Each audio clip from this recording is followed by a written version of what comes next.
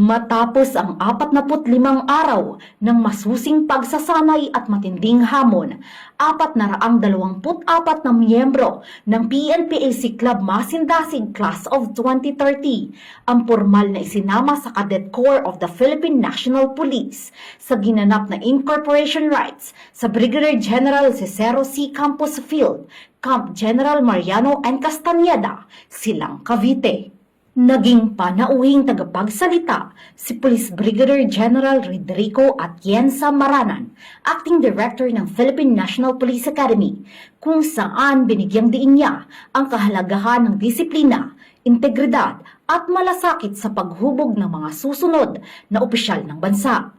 Sa kanyang mensahe, mariin niyang idiniin ang zero hazing policy ng akademya bilang pangunahing haligi ng ligtas, makatao at makabagong paghubog ng mga kadete. To all the upperclassmen, my directive to you is treat your underclassmen like your younger brothers and younger sisters. Treat them good. Teach them good values. Teach them strong character. Maraming mabubuting pamamaraan ng pagtuturo. At ang hazing, maltreatment at pang-aabuso kailanman ay hindi kasama sa tamang pamamaraan. Ang Philippine National Police Academy under my leadership will strongly exercise zero tolerance against hazing and maltreatment.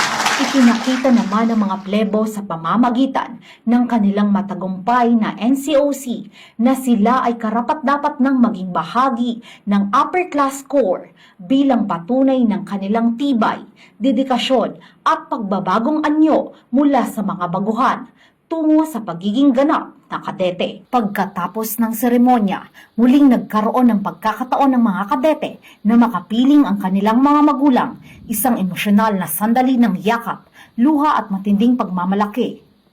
Hindi matatawaran ang kagalakan ng mga magulang na muling nakapiling ang kanilang mga anak at ipinahayag din nila ang kasiyahan at suporta sa mga ipinatutupad na reforma sa akademya.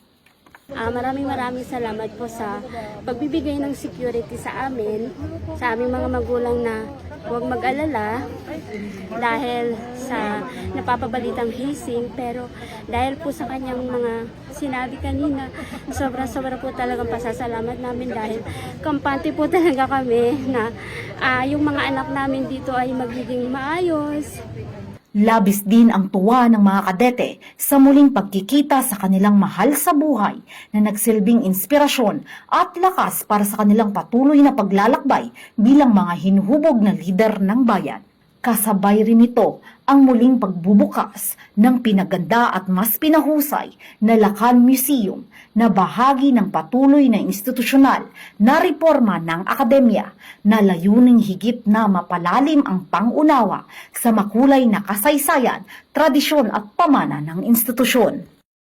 Sa kanilang ganap na pagsapi, ang Class of 2030 ay higit pang humahakbang tungo sa pagiging disiplinado, makatao at serbisyong bayan na mga lider, handa sa tungkuling maglingkod ng may dangal, katapatan at may puso para sa bayan. Mula dito sa Philippine National Police Academy, ako po ang inyong PNN correspondent, Patrolwoman Rosemary Ina Margarapiz, alagad ng batas, tagataguyod ng balitang pulis, at ito ang bagong PNP para sa bagong Pilipinas, serbisyong mabilis, tapat at nararamdaman.